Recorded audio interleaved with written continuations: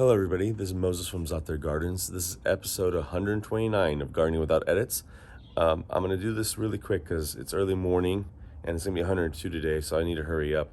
Let me flip the camera around and let me talk about what happened. It happens occasionally, I forgot the water on last night or the night prior. You see how moist the soil is. And this is my heavenly white nectarine. You can see all the fruit. I picked a lot of it off already. The problem with high temp or a fruit that's about to ripen and high temperatures and too much watering is this splitting. So don't do that.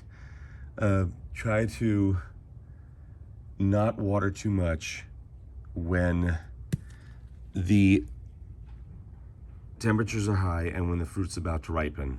I forgot the water on. Just tired and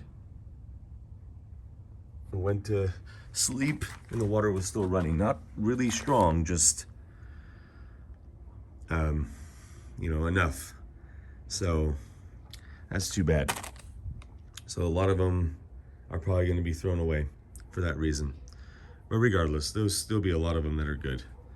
And even if they're cracked, doesn't mean they're bad. If they just, if they're discolored, I'm not going to trust it. You don't know if something crawled in there. Don't do what I did,